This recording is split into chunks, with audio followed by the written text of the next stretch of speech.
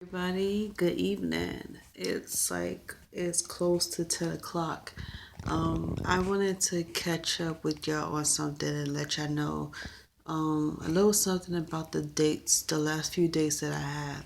So, as y'all know, that I already challenged myself to do a 10-day challenge, and it was just based off, you know, of me finding somebody out here who I could be compatible with. Because as y'all know, I'm single. And I took a break off of dating just to focus on myself, to find myself, makes me and find what makes me happy. Try to enjoy myself and the little things in life. And I was learning how to not take things so serious. So this gave me the wake up call that I needed. And thanks to one of the dates that I was on, it taught me a lot about patience and how to take things lightly. Like, don't even let certain things get to you because things don't last always. Like, it doesn't last for a long time. There's no need for you to get uptight about it. So, the last date I had, it was kind of boring, but it ended off on a funny note. It's like that's pretty much how majority of dates goes because you don't know what to say to that person. You don't know how to break the ice with the person because you don't want to sound too cheesy and corny, or you don't want to sound like you don't have a funny bone like in your body, like you don't have a sense of humor. And I didn't want to come off as somebody who didn't have a good personality, but I was a little serious with this guy because when I first saw the guy, my impressions of him was like, okay, he looks like he's the serious type, but when I started talking to him and hanging out with him, it was like all that shit just went out the window. It shocked me. So the whole straight face, serious type of look and serious vibe was just a ploy. And he does that just to make people feel like they shouldn't take him as a joke. And I was like, hold up, I do that. So that was one thing we got in common. And it was so funny because when I was talking to him, I was like, should I just straight up shoot at you with the serious questions, or should I just, let you start off with the questions and see where we go from here? Because usually when guys start off with the questions and the conversations, it always ends up on a lighter note where you and him can laugh at it, chill out, and things won't be so heavy. Versus when a female do it, I have to admit it does come off as a little more heavier. So I didn't want to be the one to come off with heavy questions, being serious, and let him know that, oh, I'm the type of person who pressures people into things or who rushes things. And I didn't want to come off as that. And then I didn't want to come off as too serious to him. So I laid back and I let him start off with the questions. Conversation was great. Everything was like to the point, short, sweet, and then there's the jokes here and there. Funny jokes, good conversation, good food, everything was good, going good. Movie, after that, walk. Nice little walk, even though it was cold. I don't like the cold. I don't like walking in the cold, standing in the cold. If I go somewhere, I'm going from point A to point B. I'm not stopping nowhere. But that was the perfect night. That night, even though it was cold, but my concentration was on him. I was looking at his face all night and seeing the many expressions he had in his face when I was talking to him, when I was cracking jokes, and then telling him where I came from, let him know about my background. It made things a little more better. So now we're cool. I could consider him my friend. And I also made another friend while I was on 125th as well. And he was sweet. He's a cab driver. He's black, young, in his early 30s. I think he's between 26 and 30. And he was such a sweetheart. He was asking me where I'm from because the way I was talking, it didn't sound like I was from the city. I don't know how I talk because I don't even hear myself with an accent. So he said that I had an accent, like I was from the South. No. So I was telling him that my family's from Saluda, South Carolina, but I'm from New York City. I do rep South Carolina all day, every day. I love it. It's my grandmother's hometown. It's where my family's at. So I feel like I should have the right to rep it. So we started talking, and then we was talking about food, and we're both a big foodies. We both love to cook. We both love desserts and everything. So that was like a few things we had in common, which I think is good. It's like I said, this is starting off light. And as I'm talking to him, I'm learning a lot more about myself. And I was like, yo, I could do this. All my dates doesn't have to be so serious. So I was like, next date, we going to bowling. We going to the pool hall after the bowling alley, and then we're going back to the movie theaters because Bad Boys came out this week, which I am so happy because I've been wanting to see it for the longest, ever since December. So I was like, you know what? This could be another date. So date number 3 is going to turn into a date number 4 because this is a 2-part date and I love it. And I just, like I said, I wanted to thank this person for giving me the idea of doing the 10-day challenge. Two peoples that I know of, one of them I know personally, the other one I know as like a fan.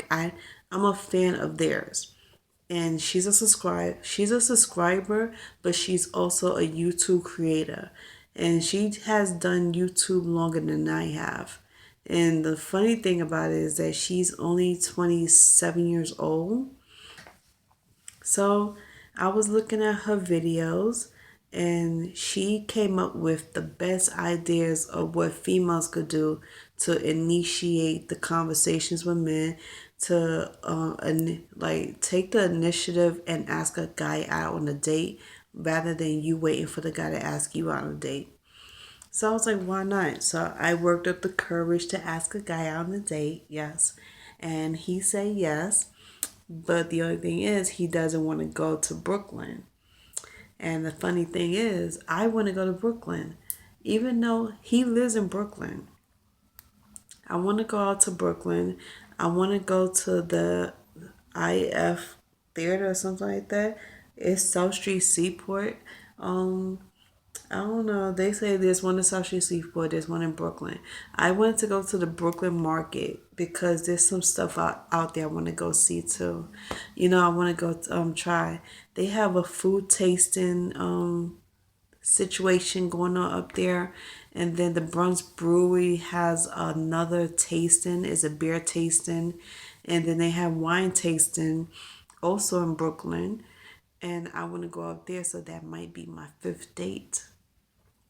Who knows? So this is like my update to y'all on what I'm doing.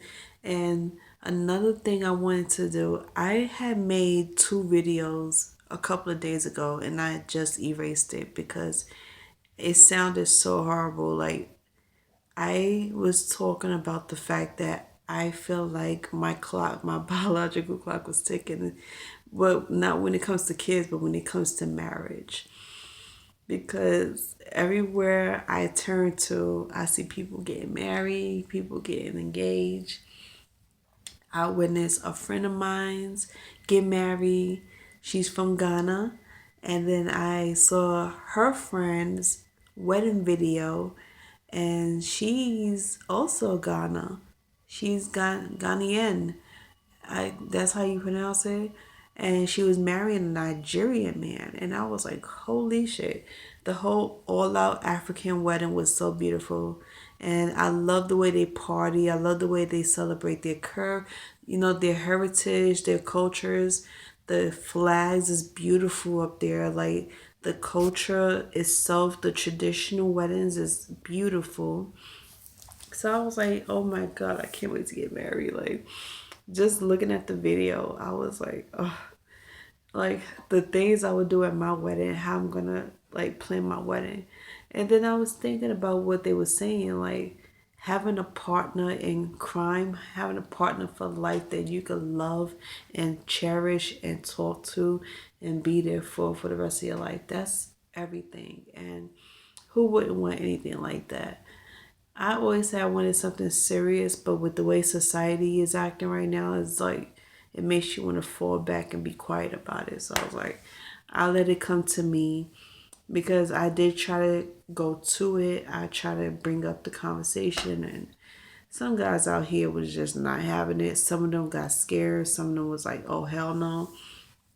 So even though people know that I do want to get married and have kids and live a life outside of this neighborhood, it's just best if I don't say nothing about it anymore. I just let them take the initiative to want to do it. But just know that your girl want to be married. I want to be a wife, a mom, and I want to marry my best friend. I want to marry somebody who I could see as my best friend, my lover, the love of my life, my future baby father, somebody who I can stick by with, somebody who I can laugh and cry with, somebody who I could make a connection with based on trust and loyalty. It's like I want to build a strong foundation. It's me and him against the world. There's no, it's like, and then somebody was also asking, how do you know that you're in love with a person? It's so simple.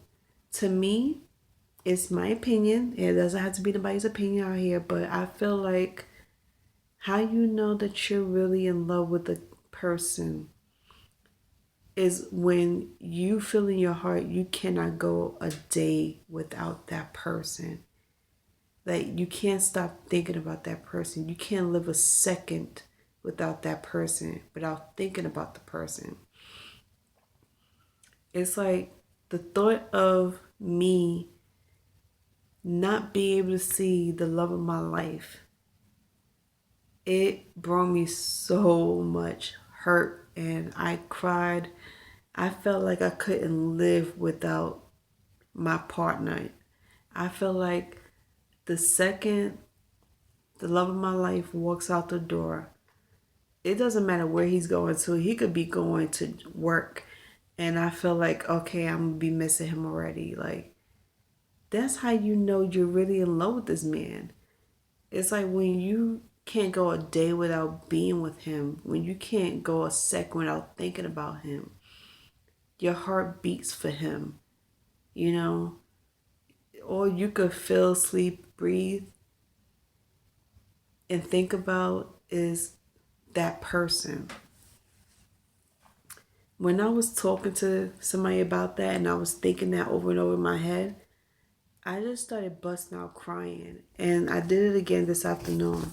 I was watching a video and a woman was asking the same question. Like, how do you know you're in love with somebody? How can you stop being afraid of falling in love? And I was like, oh my God, great question, right? So I was thinking that to myself, like, Sherelle, how do you know that you're in love with somebody? And before, I didn't even notice it until after everything was done and over with. Like, after me and the person broke up, I realized that every single day and night, I think about this person. Every single night, I lose sleep over this person. I cried. I had my share of crying, not be able to eat, not be able to sleep, drinking water all day and night because that was the only thing I was able to hold down. I was like, damn, you got it bad for this person. And mostly I probably know who I'm talking about, but I'm not mentioning his name. But I feel like I couldn't live without this man. He was my everything, he was my world. I think of him every single day and night. I didn't want to sound cliche or cheesy, but this is the real me. And I can only be my authentic self. I ain't going to sit here and lie. I'm telling the truth. When he comes over and spends the night in my house, I felt like that was the best nights ever. All them times he came to spend the night at my house, that was the best time ever I had with him. There would be times that he'll come over. We don't even have to have sex. We talk, we joke around with each other, we're comparing notes about how our week went. We talk about each other's families, like, what bugs us about them, what bugs them about us. And we talk about everything, like we compare everything. We'll sit here and laugh, we'll tickle each other, we'll joke around with each other, we're watching TV and movies with each other, tell each other what we like and what we don't like, and we fall asleep in each other's arms. Those are the type of nights and days I love to have with a person. That's what makes him the perfect person for me, because he was somebody that I could joke around with and have a good time with, not only as a lover or a boyfriend, but as a best friend. And I always consider him my best friend. He was just more than just a lover to me. He was my best friend. He was everything to me. And everything about him was what I love and what I cherish. And I never wanted to let that go. So now that we're not together and we haven't been together in so long, it was like slowly I started to lose interest in him. Like slowly I started to not think about him as much.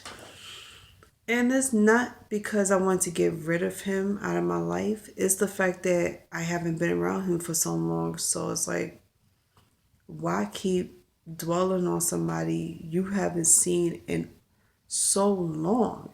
In almost a year. It's like for the last 3 years, I saw him 3 times. And that was once every year. For 3 years straight, saw him once throughout the year.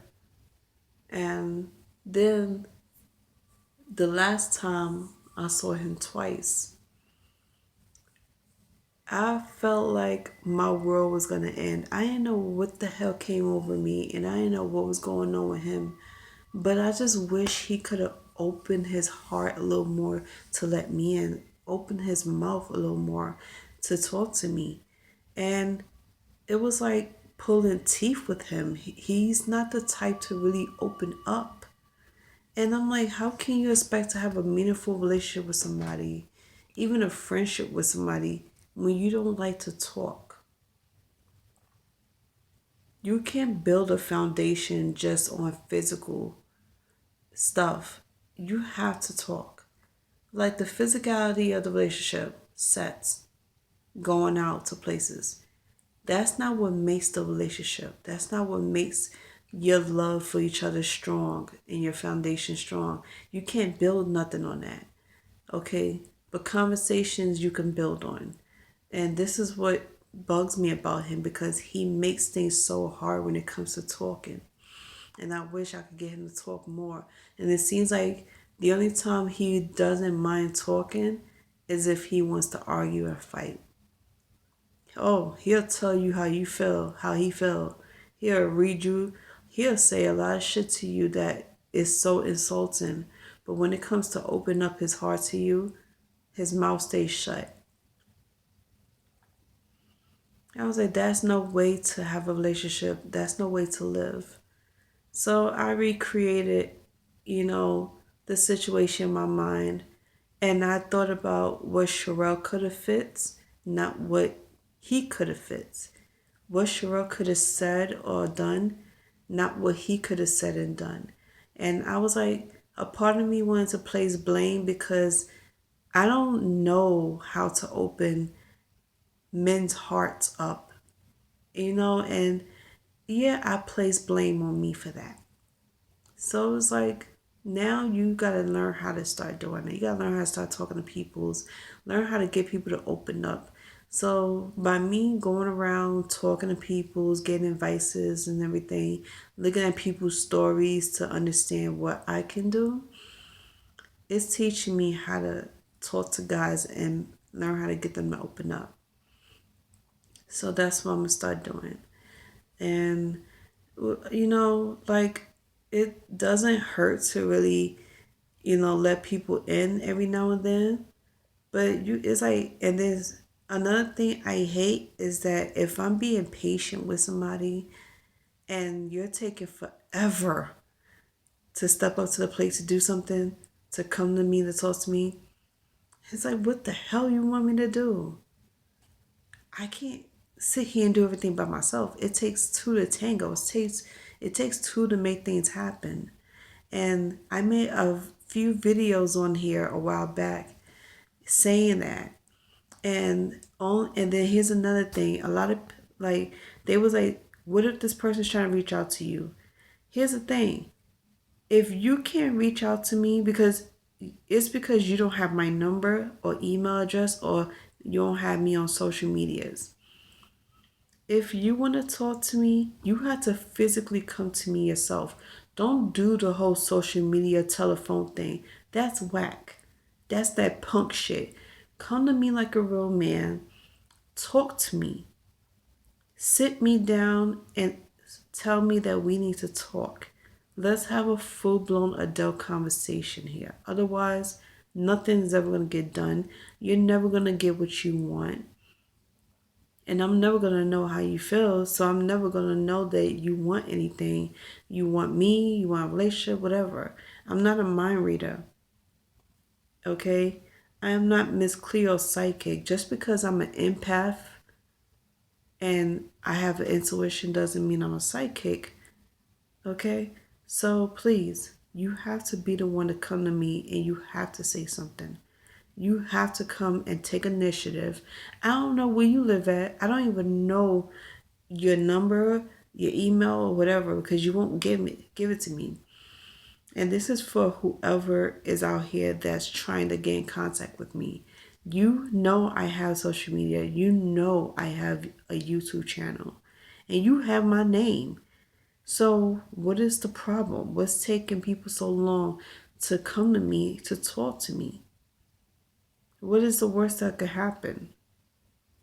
So it's like, I just want to put that out there because, I was getting, some notifications from people's saying that there's somebody out here who was thinking about me, who was trying to find a way to come and talk to me and see if we could work something out. There's somebody who's waiting to get back with me, who wants to work things out with me, but they want me to make the first move.